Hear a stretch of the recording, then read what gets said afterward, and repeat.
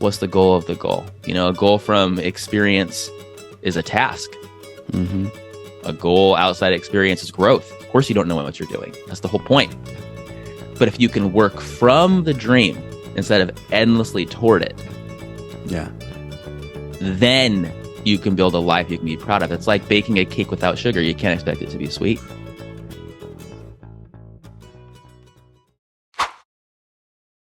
Welcome to Habit Masters. I'm Sheldon. I'm Jeff.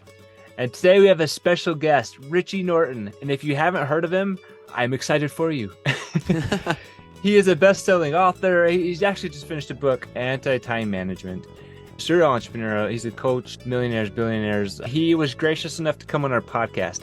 And what he has to share will blow your mind in a good way and in an agitating way, like he actually describes, because it's different. It's like expanding it. Well, for me, the book itself and then him coming on the show, it kind of broke some of the beliefs that I had about time management and productivity. And so it really does break your mind a little bit so that you can rebuild it in a way that's better. So listen up. It's going to be amazing. Welcome to the show. Thanks. Super excited to be here. It's going to be a lot of fun. We've had some pre-conversation, but yes, we're ready to go here. Really though, Richie, as I've been studying your book and I've watched you on Instagram for a while now, right? I see a lot of your posts and things. So I'm not a stranger to kind of the concepts that you're throwing out there, but at the same time, I feel like now having it all in one book and exploring this anti-time management idea in depth, it's giving me a little bit of anxiety in the sense that I want it so bad, but I'm having struggle putting it together, right? So tell us, in your life, how have you put some of this together? I know you've probably explained some of this in your books and your blogs and things, but for our audience who may not know who you are, give us a little bit of background. I know you guys have been through some serious struggles. My wife watches your wife's Instagram, Natalie. I know she's done a lot of this stuff too, but yeah, tell us. Cool. Yeah, give us a little background there. The way I talk about goals, habits, and strengths, I know you guys are habit masters here, but the way I talk about goals, habits, and strengths is sacrilegious. I am people look at what I'm saying and go, why would he say that? That's so rude. We've built everything on these words, and I'm like, look, there's a goal and a habit and a strength is a tool. It is a tool that leads to an end or to an expansion. But we've made goals, habits, and strengths ends unto themselves. So people get forever habiting and never inhabiting. They're forever goal setting and never achieving the job of the goal. What's the job of the goal? They're forever focusing on their strengths and they hate doing what they like because they've been doing it for so long. If that wasn't true, there would be no career transitions. So when you move beyond goals, habits, and strengths, you can choose better goals, habits, and strengths to help you get to where you want to go. But I didn't always think this way, and I can explain what that means and what that looks like.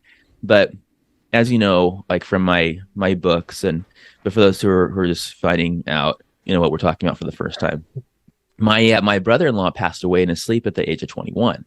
And it was totally unexpected. We don't even know today why. When that happens, you just suddenly get a totally new perspective on life. And, his life was short. And just because, that's cliche doesn't make it any less true.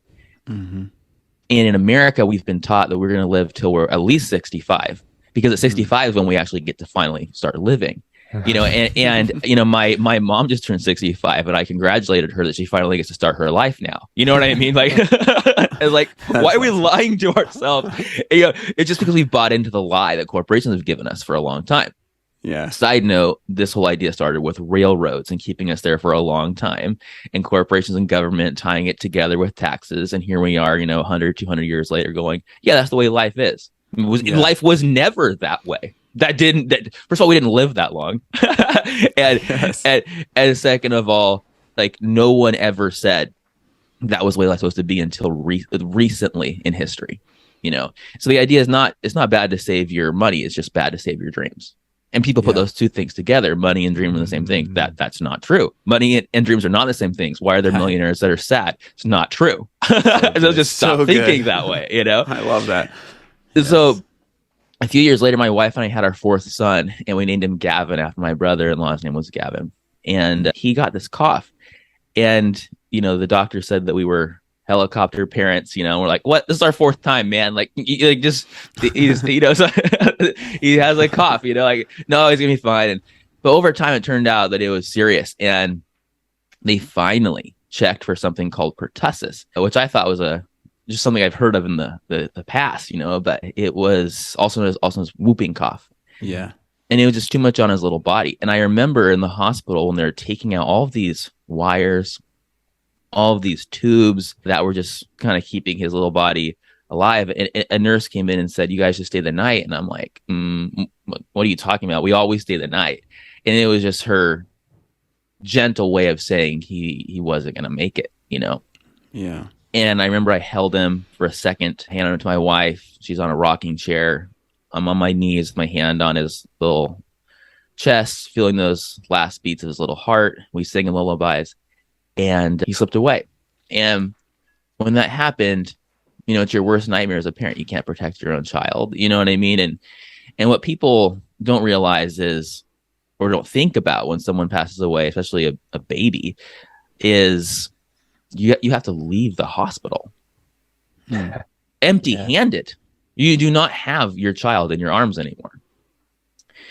And my wife couldn't leave the room. I couldn't leave the room. And a nurse came in, a different nurse, I believe, and she said, "Can I rock him?" And that was, again, a nice way to help us, I guess, leave the hospital room. And, and we go on, and you see his older brothers who are all at different ages. They're all super young, and they're all understanding in different ways. Like, where is Gavin? That's one question. Not just like, is he in heaven? Like, where is he right now? Like all the questions and feelings, and we've just had to deal with that. And I learned that grief's a beast, and grief is a tunnel, not a cave. It's something you go through, for a long time. And it's not that it goes away. Like, people say move on, you're not moving on. Like, it becomes a part of you. It's like moving forward. Like, you still have those memories, and so we try to assign positive meaning to those things. I'm going to keep going through this real quick just so that everyone understands. Like, my wife and I started saying, why can't we just, and we always had these values, but why can't we just be together and live our lives, and why do we have to go to work, and spend, 80% of our time working and 20% or less with the people we love that we're working for, and you realize that we don't work for work's sake. We work for something else. And, we ended up going on these big, long road trips, hanging out with our family, and just trying to be together. And it created what's called a forcing function, where we had to figure out how to work in a way that allowed us to not be necessarily tied to an office or tied to a location. We also had to figure out a way to do these things that we really wanted to do without money, because we didn't have any. We had to figure out how to make money as we went, which is cool. If you can make money on the road, why not? It's the same as making it at home. You know what I mean? If you can, but you're living this different lifestyle and you're together. Anyways, a few years later, my wife met this wonderful woman at church one day, and we'd never seen her before. And she had these little twins, and my wife was helping her out because they were bouncing around, as babies do. They were one. And this woman asked my wife if we could watch her kids, because she's learned she just got a job at night. We're like, well, of course. So there was actually a 7-year-old girl and 1-year-old twins, a boy and a girl. And we babysat them, and she never came back. She just left them there? Yep. Wow. And it was a very interesting situation that was unexpected. And, after several days go by, almost a week more or less, and Child Protective Services knocks on our door. And, we didn't know anything was going on at the time, but I guess at some point they were following the mom, like, things were happening. It is what it is, right? And so maybe the mom is, obviously doing the best she can. We have all the best feelings for all involved, and I won't get into the details, but CPS says that they're going to take the kids, and we said, where are they going to go? He said, no one can take 3 kids. It's too many at one time. And they said they're probably going to sleep they said they're going to sleep in their office, and I was like, what? We'll take them. My wife's exact same time. We'll take them. They said, well, you're not foster parents. You can't. And we're like, well, what can we do? And they said, well, maybe because the mom put them in your care, we can call it kinship placement. Mm-hmm. So we went from 3 kids to 4 kids to 3 kids to 6 kids, basically overnight. But you didn't know. Did you know this lady? No. Okay. Never, So it was like the same day we met her. Wow. So all this stuff happens. And I tell these things for a reason. We had them for 2 years. We wanted to adopt them. They ended up going back to BioMom, which was wonderful for her and also very scary for other reasons. And we hope they're doing well. And I'll tell you, like, it's a different pain. It's a different pain having someone die and knowing there's a finality to it, and in our faith that we'll see them again. But there's a different pain to knowing that someone you love is out there. Yeah. You have no idea where they are, and you don't know if they're okay. That's Seriously. an actual living nightmare for us. Wow, it's crazy. I'm going to tell you 2 more things, and I'll get into more of like what you're asking, but it's all contextual because all these things I say, whether or not you've experienced this or someone else has, or whatever they're experiencing, it all relates because pain is pain, right? It fills the whole room. Like it's just every tiny little piece of it affects our entire lives. And so we have to remember, again, I'll say, I think I said this earlier, but you have to assign positive meaning to the terrible things that are happening, because in that sense, you can try and find like that North Star. You can try and find like a way to move forward. And my wife and I, we decided we're going to take we're back down to 3 kids. We're going to go on this one-way trip to New York and just figure things out and be together. Now, we're not running away from things that are happening. If anyone who's put their kids in the car, just little kids, like just for a half-hour drive to the grocery store, we've done that. Notice that it can get pretty wild really fast. So we're actually, when we go on these long road trips, like or whatever, was we huddle up our family. A lot of the stuff that maybe we would try and talk about, or it might be an awkward situation, they kind of come out naturally as you're together. Mm-hmm. That's kind of one of the things we found about spending a lot of time together. But on our way to the airport, my wife stopped being able, it was really weird, like to say words. She started forgetting our names, and it turned out she had a stroke, and she lost her memory. Took her to the hospital. Wow. She got it back. She was brave. She still wanted to go on this road trip. She was actually going to go ahead before we were going to go, and then we were going to meet up with her in New York and then drive around the country. And I'm like, okay, we're going to go home. We're going to relax. We're going to take it easy. She's like, no way. If I don't get on that plane, I'm never getting out of bed again. I'm like, all right. So I give her this little note, or if I forget my name, call this number, and then I'm like, oh wait, dang, she forgets her name. She's going to forget to give him a card. So I mean, like, this is a problem. What was it? Yeah. But anyways, attempted solution. I tried, I tried. But we ended up on the road, for 6 months, almost 7 months, New York to San Diego, just crisscrossing, not knowing where we're going to spend the night. And we figured out how to make money on the road. And we, went down to Mexico, went out to Canada, came back to Hawaii, all this stuff. And then my son gets hit by a car crossing the street. And he was hurt so bad he should be unrecognizable, but he's okay. We these things just happen. And at one point I thought, does God hate me? Like what's going on? And I realized these things are only strung together through me. They're not necessarily happening like a cause and effect, And I thought, just love God unconditionally, because we're always blaming daddy in the sky. Our faith goes up and down based on situations. Like, that's not faith. Like the greatest miracle of faith, in my opinion, is having faith when there is no miracle. Yeah. What could be greater faith than that? That's a great way of putting it. That's awesome. I love it. I love it. So good.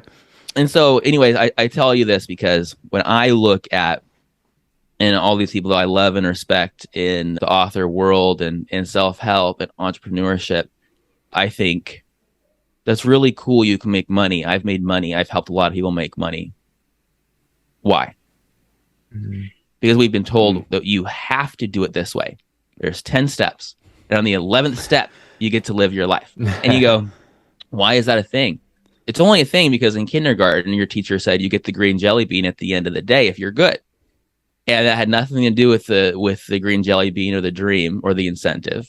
That was about control. It was 100% about control. It had nothing to do with education. And that's where time management comes in. As we open up our calendar, as we start figuring out our time.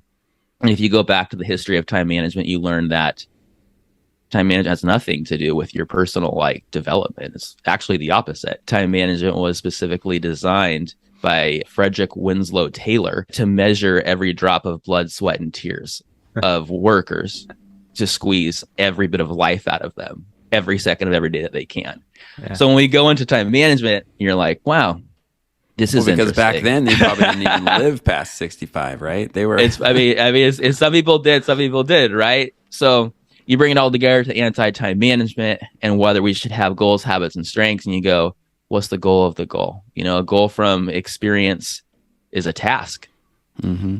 A goal outside experience is growth. Of course, you don't know what you're doing. That's the whole point. But if you can work from the dream instead of endlessly toward it, yeah, then you can build a life you can be proud of. It's like baking a cake without sugar. You can't expect it to be sweet. So we build our values in from the start and they grow with us.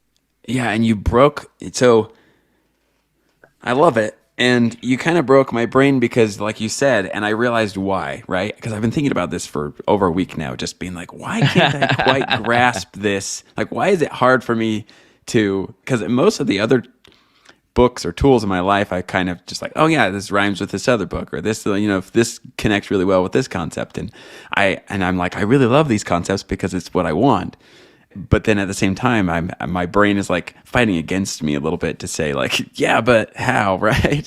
And I finally have come. I've been thinking and processing and studying and trying to figure out like, how can I make this real in my life, right? How can I put the goal, take it from the end of the timeline, like you suggest in your book, and put it to the here and now? I'm like, oh, I love that because like you said in the book, or maybe it was on a podcast you did with Greg McEwen, but I was like, wow, you talked about in 5 years from now, 2 years from now, or whatever, whenever we set these goals, this end result we're looking for in the future, we may not even want that thing in 2 to 5 years. Now I'm using your words now, rephrasing your words, but yeah. So yeah, guys, I'm not this smart. I just stole it from Richie, but but seriously, I finally feel like, and like what you just said makes tons of sense in that it's like, I feel like our whole lives we've been taught that here's the 10 steps you have to take to get to X.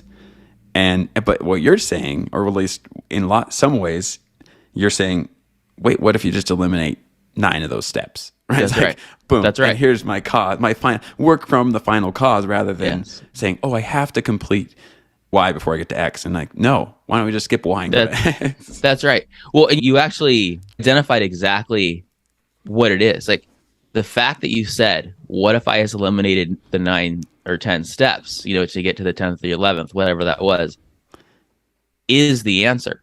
Nobody thinks that way. They feel like they have to do these things, which means if they don't ask the question, they'll never get a different answer. You have to ask a better question to get a better answer. It's essential. So instead of thinking I have to do this, then this, instead of if then thinking, think algebraically. How can I, what can, who can do this thing to make this thing happen by next Tuesday? How can we create this situation without this terrible thing I'm worried about happening? You know what I mean? By this date. It doesn't mean you have the answer, but it creates space in your mind. I think the number one leadership skill, the number one leadership competency of the next decade, century, really is discernment. You know, we got IBM saying it's creativity. Several years later, they're saying it's data. And now all of a sudden we have people being creative on bad data. And you're like, this is a disaster. You know what I mean? Like what is going on right now? And, you know, but when you get like leaders in there that can assimilate all the different situations and look at like things from multidimensionally, and then they make decisions based on what they actually want and what they think the market wants. No, then we start seeing like the magic happen, you know, and that's why we need to treat our lives. But one of the reasons it's hard to like think this way and to talk about anti-time management, and I distill it down to the idea of like stop managing time, start prioritizing your attention, because you can get really real about that. Because most of the books we read are non-holistic. They do not bring in the family and personal stuff. They do not. Mm-hmm. They're specific. That's a great They're point. Specific. And there's very, very few that bring in the family. But even when they do, they still say work first, family second. Even though they say family first, they operate the opposite every time. Look at it. Yeah. It's bizarre. No, you're 100% right. You know what I mean? So when you start flipping it around, you do, why am I working? What's the job of the goal? Let me make it super real. Time is elusive. It doesn't make any sense, right? You're like, it's abstract. Mm-hmm. But it's like this. If someone says, I want to be healthy. Oh, I can't wait to be healthy and start trying to be healthy. in 10 years. Oh man, I just can't wait till my employer gives me those 2 weeks 10 years from now that I can finally start being healthy. That's what we're doing with our time. If you want more time later, you have to have more time now. Facts. Because you cement a system that disallows or allows you to work in a certain way. So when you sacrifice what you love for success, you get neither. How you spend your time is how you show your love. If you want to be healthy later, you be healthy now. If you want more time later, you find how to operate with time now. Now. Because 10 years from now, when you're retired, guess what? You never learned how to live. And so you get bored. I know, because I've interviewed hundreds of people that are in retirement, and they tell me this. And so it's totally possible. It's just a different way of thinking. It's totally a learnable skill. I love it so much. I do. I'm so glad to have you here, because I'm just like, I need to get Richie to coach me on this, man. Figure this out. So this is just my secret way of getting you to coach me, I guess. I don't know. I think that's what podcasts are for. We're all coaching each other here. It's great. No, it's awesome. So I was going to say, like, loving this, but Aristotle's final cause. Can you talk a little bit more about that concept? I think that'll be kind of revolutionary for a lot of people. Okay, so Aristotle has 4 causes. And these 4 causes go something like this. The last one being final cause, all right, which creates a final result. And so the 4 causes go something like this. You need materials to make something happen. You need the form, the design, whatever it's going to be. You need an agent or something that puts it together, a person or a situation that makes it work. And then you finally have the final result, or the final cause that creates the result. Basically, an acorn becomes an oak tree. But people plant sunflower seeds, which are wonderful flowers, or weeds, or whatever they are. They grow like weeds. Expecting to get an oak tree. They do this their entire life. Yeah. And that's the saddest part. There's nothing wrong. You're happy with your life. You're happy these things happen, but you didn't get what you intended. I don't think we ever really get exactly what we intended. You know, life changes, things happen. Yeah. You know, it is what it is. The biggest problem, people say, well, what's the hardest thing about this? And the hardest thing for me, what makes me actually sad inside, is people lying to themselves. Because they've been lied to. And also, maybe it wasn't like a harsh, I'm lying to you. I think it was maybe in the past. But now it's more like, oh, this is just the way it is. Yeah. This is not the way it is. Yeah. This is the way you chose it to be. So we are like, they say that fish discover water last. Time management is water. Every single piece of our life, everything from this microphone I'm using to this computer thing that we're doing right here, to the people listening to it, was a factor of time management. Someone decided how, when, where, what, supply chain, everything totally designed around when and where things would happen, what resources, how, et cetera, et cetera, et cetera. We don't even realize how engulfed we are in this thing. But when you pop your head up and you go, oh my gosh, then you can stop being controlled by it. Because time management, by the way, side note, because I know people who listen to this love the word management. They're obsessed. And they also go, oh no, but it's better to be a leader. Yeah. Got it. We got it. Okay, we got it. Yeah, but they don't understand is where the word management comes from. Like, management specifically means control. So it's not, you can't control time. It's who controls your time.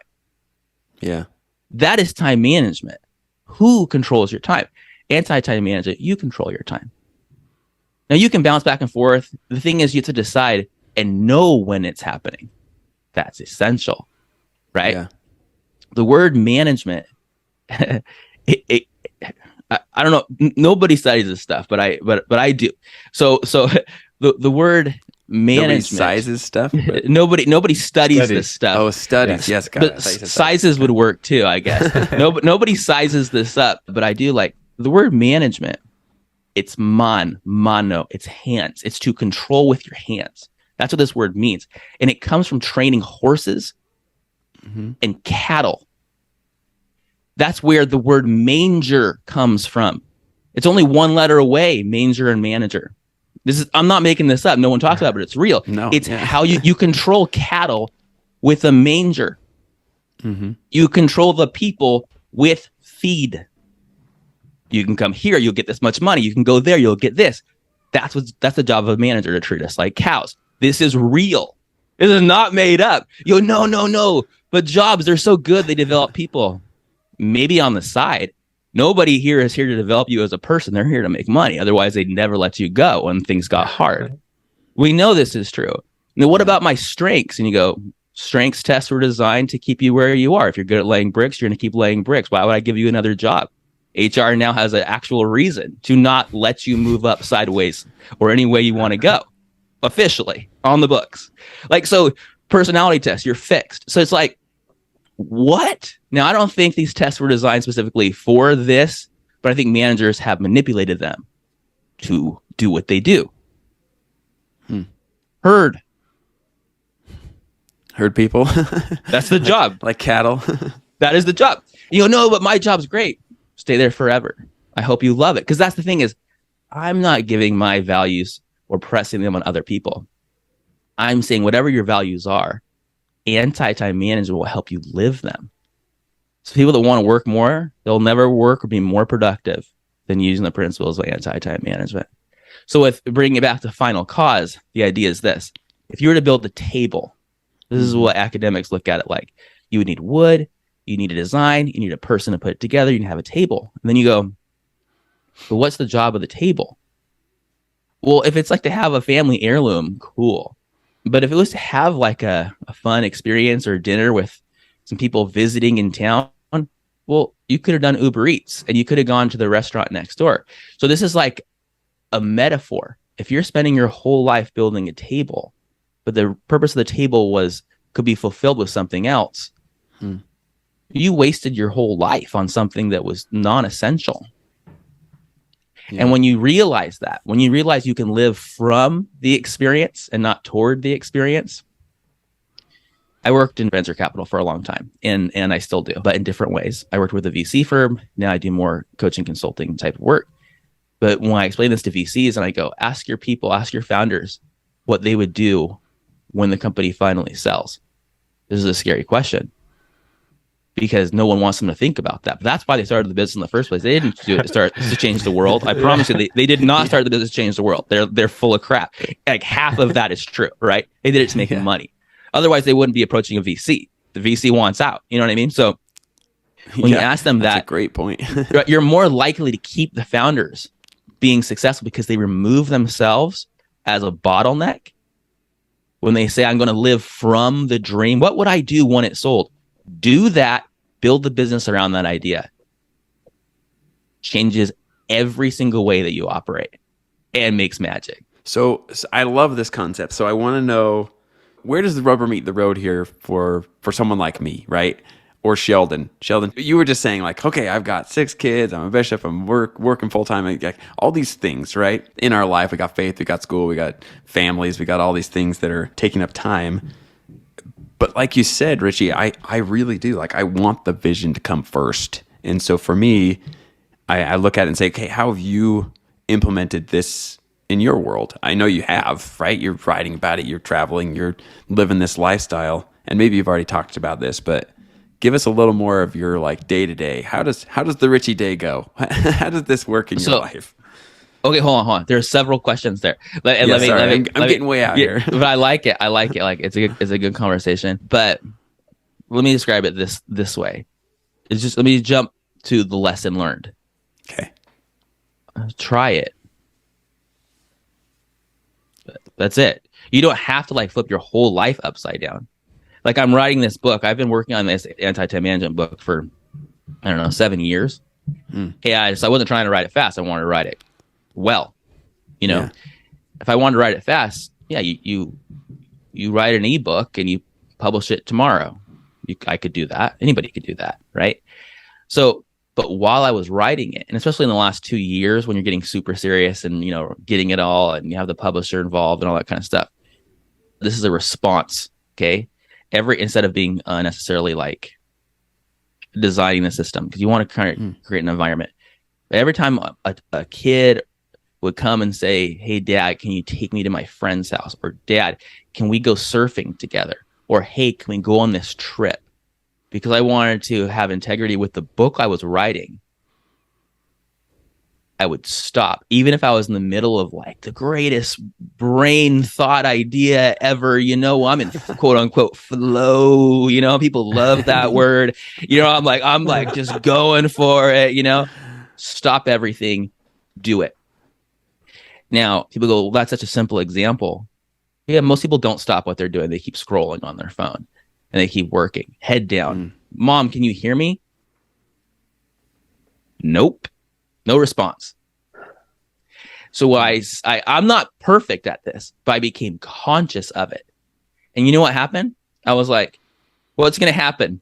What's going to happen if I stop working to actually, do these things, the things that I'm working for in the first place? Nothing bad happened. Zero. Nothing. If anything, it helped me think about it for a little longer, whatever later and get through it and figure it out. When you start putting your priorities first, because priority means prior, it means to precede and proceed. But since kindergarten, we've been taught put the priority at the end of the timeline. So we have to rescue the dream from the end of the timeline and put it first. When you do, you're forced to think and work more creatively in a way that supports it. So I call it the castle and the moat strategy.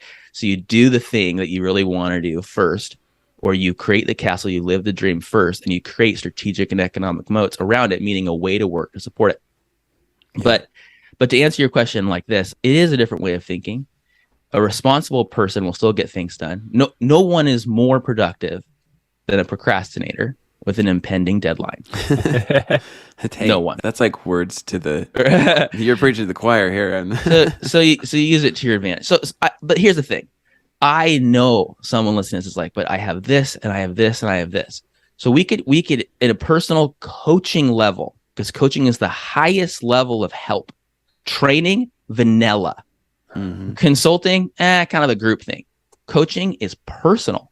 Yeah. And it's egoless, because the person being helped, the people that see the results of this person, they have no idea there was someone behind them whispering in their ear. You know what I mean? So so it's very egoless. Okay. Yeah. And it's all love. It's all love. It's all love. I learned this a lot from the Marshall Goldsmith people. Like, it's all love, man. Yeah. And if someone doesn't care, you can't help them.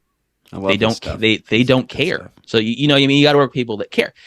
So where I'm going with this is, you could get super granular, and maybe I can answer your questions too about exactly what you're looking for, and we can work through that and show people what that looks like. But let me say it this way: you're already doing exactly what you want. Like you literally chose to take that calling. You chose to have this many kids. You chose to go to that school. You worked for 10 or 20 years at school and your regular job and your apprenticeship and your internship and whatever thing you did, not getting paid, to do the very thing you're doing right now. So when people go like, oh yeah, why is my life this way? It's like, are you joking me?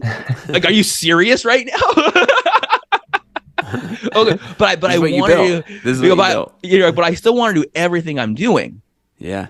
And have what I really, really worked for. That's a better question.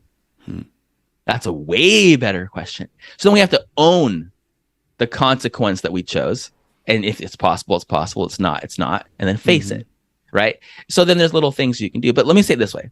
If, for example, right now, one of you decided you were going to, doesn't matter, I don't care, anyone listening to this, you're like, I can't. Just stop worrying about how for a second. Everyone stops at how.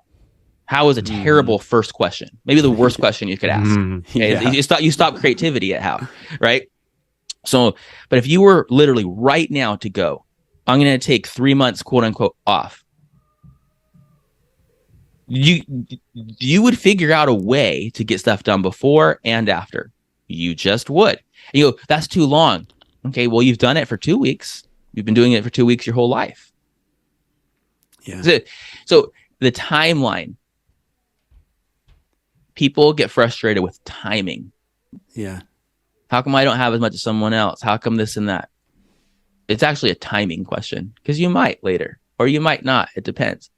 All I'm saying is, the principle is, when you act from what you want, you will find new ways to operate. I love it. I'm going to say, Ben calls that acting from your future self, not trying to act to become, so, yeah. Absolutely. You have to act. in the book too, I talk about showing up as, and there's a whole framework in there. We literally haven't even talked about it. Right. We've been talking about the principles around them, but I talk about, if you say this is classic, like NLP type stuff, but like when you say I will, you forever will one day. Yeah. When you say I am, you start showing up as that person. Like if I will stop doing this, then maybe one day I will. If I am a person that doesn't do that, then I won't do it. Mm-hmm. If you say I will start running, it's very different than saying I am a runner. I have running shoes on and I'm outside. Yes. It's different. Very different. Yeah. Well, actually, this brings to mind, and it's funny because you're talking about all this, and I think the thing that really stuck out to me this week was I realized I've done this in my life a lot of times, right? Yeah, you have. And I just didn't realize I was doing it. And we've That's been right. talking about that for years now with Habit Masters. We're like, all these tools we're sharing with you guys, it's stuff you do all the time. It's just you haven't ever said, oh, I'm going to consciously choose to do this. And one example from my own life is, we moved into a new house 8 years ago, great area, and loved it. And we didn't have our basement finished. And so for years, we were like, okay, well, we will finish the basement. We'll finish the basement. We didn't give it a hard deadline or anything until 2019. I was just like, I told my wife's name's Michelle. I said, Michelle, it's time. I'm going to finish the basement, right? And instead of I will, I just said, let's do this thing, right? And I knew, because for years I was like, oh, maybe I should learn how to do this or learn it. And I stopped asking how, like you said, and just said, I'm going to do this. And within a month, I had secured the funds and just said, all right, we're going to do this. And I hired somebody else to finish the basement for me. And it was done in 3 months. There you go. And that's I mean, it was. The dream is here. No, you're right. We don't think about it a lot, but when I started like interviewing quote unquote successful people and realized they weren't doing this, they were successful in one area and not maybe their family life, to be honest. I started realizing those that were successful in their family life, whether they did this or not, there are certain principles.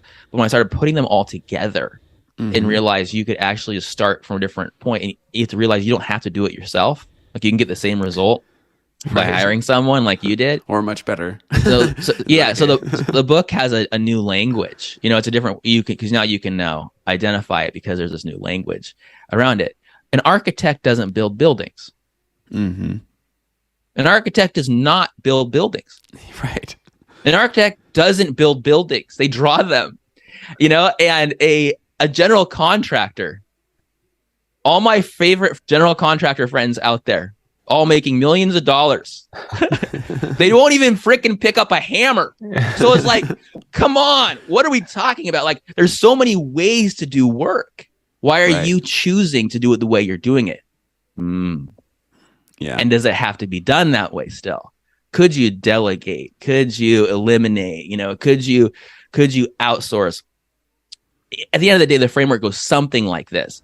Purpose, which is not like the woo-woo purpose. I get it super specific, like to you personally, professionally, with the people you love, play, and you create the situation. Again, I call it a North Star that allows you to make decisions. Will this thing bring me closer or further away from this identity, this person I want to be? Because I really believe that it's not a lesson learned until it's a behavior changed. This is essential to understand. That's awesome. And then once you have the actual purpose, which can change, these are purposes, then you have priorities, and priorities are first. And through those priorities, you create a project. So you had, your basement project, and it got done. Yeah. And once you have your project, then you can figure out expert sourcing, work syncing, project stacking, all these little terms that are super effective that I talk about in the book. And then you create payments, a way to get paid that is in alignment with the way you work. You can still get paid first. It's just that the payment needs to be, the way you get paid, it has to be in alignment with the lifestyle you want to lead. The reason this is important is because if someone says, I want to make money, as soon as they decide they're moving to New York, their lifestyle has instantly become New York lifestyle. I'm not saying that's good or expensive, right? I'm not saying it's good or bad. I'm saying where you live defines so much of your lifestyle. Like 99%. No, I have my life online and I travel. Cool. Great. So, but like the thing is, like if you want to be a fly fisherman in Montana, and you're going to go work for 20 years on Wall Street and then become a fly fisherman, you decided that. When you could have just become a fly fisherman in Montana and probably made the same amount of money doing something similar or something totally different from the start. You just could have. So when people start thinking of that way, it changes everything. Because you got to remember, how you work, the way you're paid, dictates more of your lifestyle than anything else, more than even how much money you make. You have to make a certain amount of money. Right. But if I'm having a hard time in relationships, still go to work. If you're unhealthy, you go to work. It never ends. You want to go on a trip, but you got to go to work, you go to work. How you are paid, in other words, how you work, dictates more about your lifestyle and the way you live than how much money you make. So if you can change the way you operate, you can actually become hyper productive. I call it prison productivity, where you can get more done in less time by working a different way and living the life of your dreams. That's anti-time management, and it totally works. Yeah, and I've just been waking up to this. I love all of this so much. And I've been waking up to it's like a paradigm shift, right? And I love when I have those. I'm like, oh my gosh. And like you said, but it's not a lesson learned until a behavior's changed. And so right now I'm like, okay, I'm getting the lesson, but I haven't learned it until I start implementing it. And here's what I've been doing, just for for anybody listening, right? It's like a couple of things that I've been able to like take from this as I've been like really, and I've been trying too hard, honestly, to figure out how to make this real in my life, because I feel like I have pieces of it. It's like just sitting there ready for me to mold. And like you said, I'm a 100% believer, and I talked to my kids this the other day, that the moment you take ownership is the moment that you have control, right, of your life, right? It's like, I got to own everything in my life. Like you just said, like I chose this. Wherever, if I'm spending 10 hours a day at work, I chose that. If I'm, whatever that is, once you own it, then you can change it. And if you won't take ownership of it, that's where so many people sit, is in this. And here I am like broadcasting this onto other people. But what I've seen, it seems like, is most people sit in a victim mentality and wish for the world to change, when in reality, their first step should be, I got to take ownership of what I got, and then I have the ability to change it. It's like, okay, like, and so what I've been doing is at work, I've been working. One of the chapters in your book, I can't remember which one, was talking about it, that kind of like made me realize, I was like, that's me at work. It's like, I'm sitting here longer than I should, scrolling through email or whatever crap that makes you look busy. And exactly. And thinking to myself, I could have left at 2 p.m. today because I got the major stuff done early in the day. So thank you, first of all, for just waking me up to something that's so obvious now, right? It seems so clear to me that it's like, I got to just, why am I working more hours than I should? And if I am working these hours, why am I not doing the stuff I want to do? So it's true. It's true. Sorry. It's so true. And we can get super specific, and I can answer your specific questions about what you're trying to make happen, because it is situational. You know what I mean? Like if you're saying that the dream looks like living somewhere for 2 months out of the year, or if you're saying it looks like this or that, then we change the tactics. We change the goals, habits, and strengths to get there. People switch one habit for a different habit that still will never get them what they want. Why would you do that? And people do like task switching, where they're choosing a lower task because it's easier and they can become more perfect at it than working on the thing that's actually going to work. That's the perfectionist. You know what I mean? So like you keep going, but ultimately it is a visual. Like a full calendar is an empty life. Full calendar is an empty life. You have no flexibility. You have no autonomy. You have no ability, agility. You have no availability. Oh, but I chose my calendar like that. Exactly. If that's not the calendar you like, you've now identified step one. because an empty calendar doesn't mean you're not productive. An empty calendar means it's been handled. That's called leadership. Leaders get things handled without doing it themselves, unless they choose to do it themselves. But then it's a choice, and you have to do it and know you're doing it because you want to, or quote unquote have to. Not because you're just doing it because you want to show that you're going to sacrifice yourself for everybody else. That's not leadership. That's called just doing it yourself. It's called DIY. It's literally called DIY. I love it. That was awesome. Yes, it was. Thank you, Richie. We are just glad that you got to be here for that conversation because we hope it was beneficial to you as it was for us. I felt like it was just a coaching session for me. Sorry, Sheldon. Usually Sheldon gets the coaching session. Now it's me. I hope this broke your mind a little bit, right? Jeff and I were saying how our lives have kind of been leading up to this message to be able to hear it now. And I honestly think I'm going to live some dreams now, and I'm going to figure out the how after the fact, because really you build the castle and then the moat, right? Absolutely. This is good. I love all the concepts, and we are going to make it a first priority to live our dreams now, because we are always talking to you guys about living your best life now, and this is one of the key elements of that. And it just helps you think about it in a new and better way. So if you need to go back and listen to this multiple times, please do. We'll have a part 2 coming up soon to finish things off with our conversation. Even more gets into specifics with me and what things I want to do, and have like a little personal coaching mentorship there. So if you like this episode, please share it with a friend. And we're trying to get to 100 reviews on Apple Podcasts. Go and review us there. We'd love to hear your feedback. And honestly, we'll send you a free Kindle book if you email us a picture of your review. On top of that, we have a course out, and it's awesome, guys. I think you're really going to like it. And to be honest with you, we're wanting as many people to go through it as possible because the tools that are in there have been fundamental in helping us create great habits and live our dreams. And we want you to go through it. So if you're listening to this podcast, little secret, you can email us at hello@thehabitmasters.com, and we'll send you a free link. So have a great day, and we'll catch you on the next episode. It's time to start living your best life.